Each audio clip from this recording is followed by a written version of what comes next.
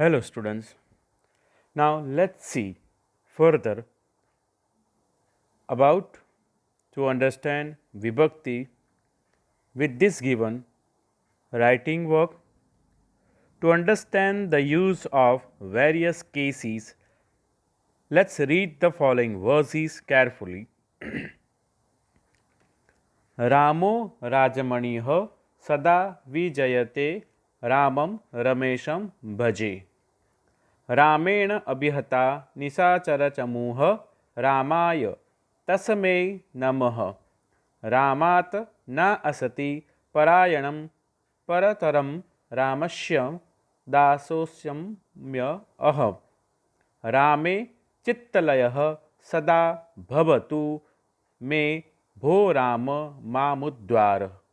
Here Ram is in nominative case, doer or subject. Ramam, to Ram, is in the second case accusative. Ramena, by Rama, is in the third case, that is called instrumental. Ramaya, for Rama, that is in the fourth case, that is dative. Namaha always takes here the fourth case. Then next, Ramat, from Rama, is in the fifth case ablative. Ramasya, of Rama, is in the sixth case genitive. Rame, on Rama, is in the seventh case locative. And Bho Rama, O Rama, that is in the eighth case vocative. Thus, by reading the above words carefully, we become familiar and will all the declensions of Rama as these have been used in the verse.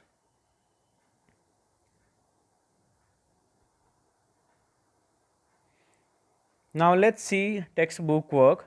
Find the nouns and verbs from the following sentences. Let's have a look. Gantri gacchati, gantri. Noun gantri, gacchati, verb gacchati.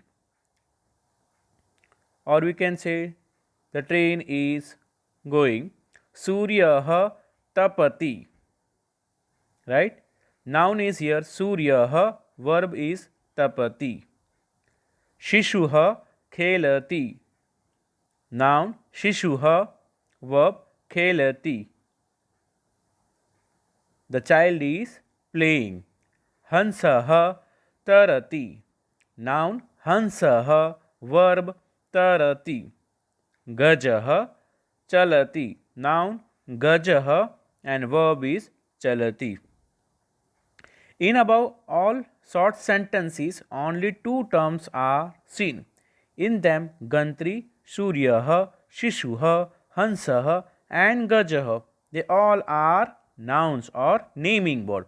And Gachati, going, Tapati, eating, Khelati, playing, Tarati, swimming, Chalati, walking, they all are verbs. Okay, let's see further.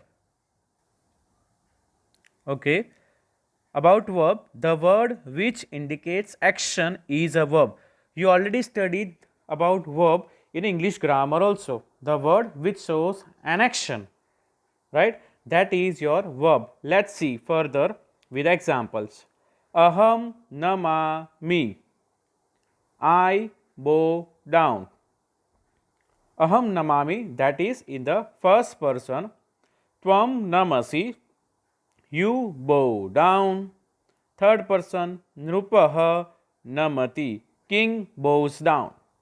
Here you can see namami, namasi and namati. All three are what? Verbs. The verbs in this all above three sentences indicate the action of bowing. And in the first sentence, aham is here what? Subject or doer of the verb. And in the second sentence, you can see the subject or doer of the verb tvam, that is in the second person. Okay, and in the third sentence, subject or the doer of the verb nrupaha, that is in the third person. Right? Verb form is changed according to the person, isn't it? Now you know that above all the three sentences, they are all in a singular form. Let's see further. Person and number. In Gujarati, there are three persons, first, second and third, and two numbers, singular and plural. But in Sanskrit, there are three numbers forms, singular, dual and plural. Again I repeat, singular, dual and plural. Here singular means what? Only one. Dual means what? For two persons, and plural means what?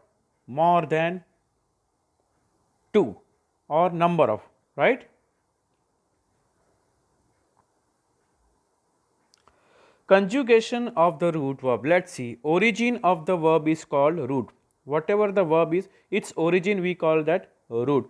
Here we have studied here namami, namasi and namati. All these three forms of the root form is what here? Nama, right?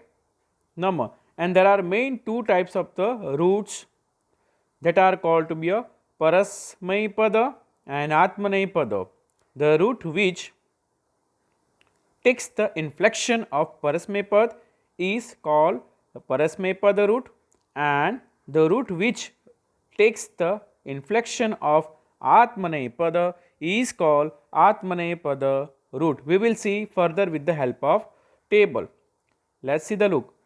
In Sanskrit grammar, there are first conjugation, second conjugation, third conjugation, fourth conjugation, fifth conjugation, sixth conjugation, seventh conjugation, eighth conjugation, ninth conjugation and 10th conjugation or classes are formed. Each conjugation has its special inflection which is called vikarana inflection, and the verbs of different conjugations are recognized and separated with its help.